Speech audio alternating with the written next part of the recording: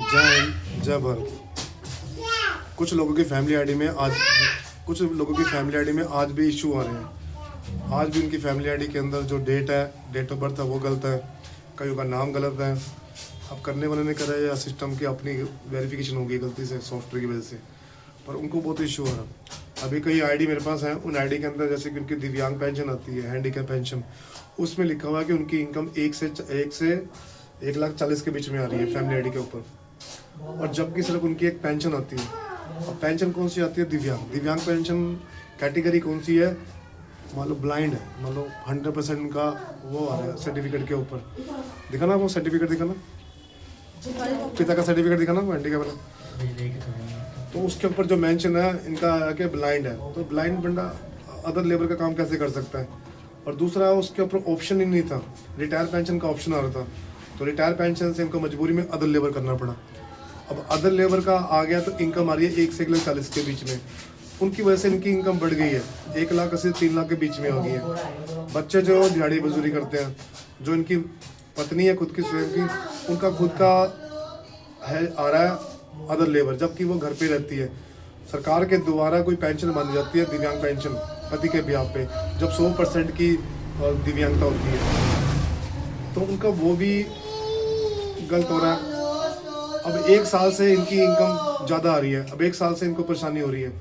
अब ये काफ़ी जगह डिपार्टमेंट में गए हैं अपनी इनकम को वेरीफाई कराने के लिए, पर अभी इनकी इनकम का इशू वही है कि 1 लाख से 3 लाख के बीच में, 1 लाख से 3 लाख के बीच में। तो कृपया करके इन आईडियो को, जो भी आईडी एक बार बनती है उसको वेरीफाई है, गलती किसने करी है किसने नहीं करी है, पर आम पब्लिक को आज भी उसका हर्जाना देना पड़ा। आज भी वो ये कहते हैं कि इतने सारे पेपर लेके हम कहाँ कहाँ जाएँ, हम उधर जाते हैं तो वो वहाँ भेज देता है, उसके पास जाए तो उसके वहाँ वो भेज देता है।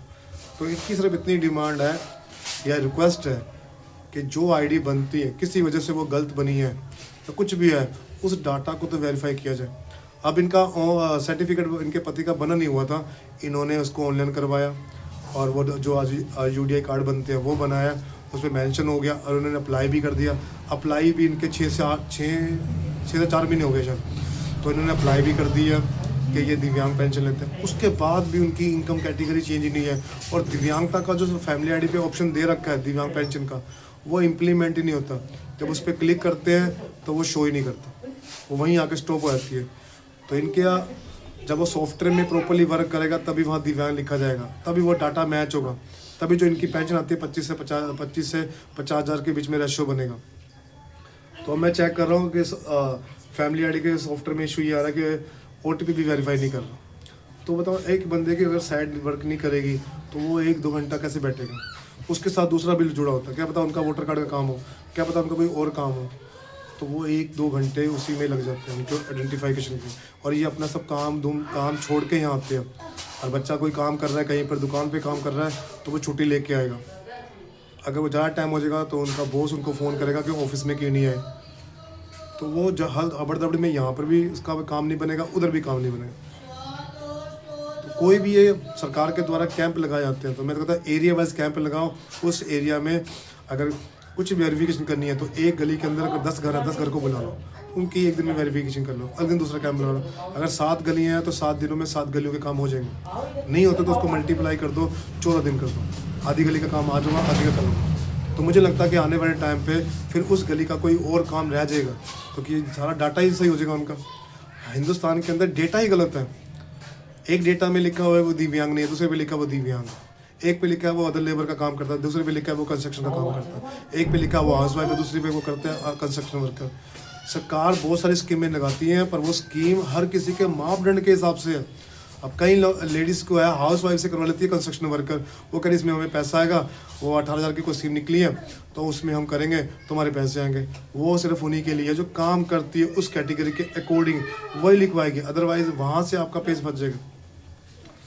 तो दूसरा ये है कि इंफॉर्मेशन शेयर करना, इंफॉर्मेशन को करेक्ट करना, वो लोगों का काम है और ऑपरेटर का काम है, ताकि सरकार के पास सही इंफॉर्मेशन जा। तो मैं कई वीडियो में यही भी लिख के भेज रहा हूँ कि इनका ये डाटा वेरीफाई नहीं हो रहा। तो अब इनकी सिर्फ यही रिक्वेस्ट है कि कम से कम मेरी फैमिली आईडी के ऊपर जो दिव्यांग पेंशन मेंशन हो गई है तो वहाँ दिव्यांग पेंशन ही आए, और जो इनकम उनकी आती है 3,000 रुपये सरकार के द्वारा उनको दिया जाता है वही वहाँ लिखा जाए। क्योंकि वो ब्लाइंड बंदा काम कैसे करता है, उनके बच्चे ही काम करते होंगे।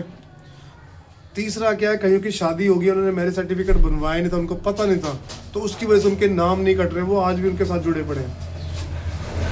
तो जिस तरह से हमें एक मैसेज आ जाता है, बधाई का आया था किसी को कि ये आपको बधाई भेजी जाती है या आपका नाम है, वैसे ही इनको इशू कर दिया जाए कि आपका जो आपका शादी के, अगर कोई बच्चों की शादी करते हो तो मैरिज सर्टिफिकेट बनाने के लिए क्या क्या पेपर लगेंगे और कौन कौन से डॉक्यूमेंट कौन कौन से ऑफिस में लेके जाने।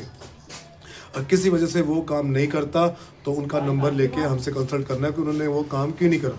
इससे जनता का काम बहुत ईजी रह जाएगा, क्योंकि अभी जनता इसी काम में लगी पड़ी है। अब मेरे पास कई लोग आते हैं, क्या है पेपर इकट्ठे करी जा रहे हो, एक पेपर है फैमिली एड की 36 ID है, तो उसको कैसे वेरीफाई करेंगे, तो उसको वेरीफाई करना मुश्किल हो जाता है।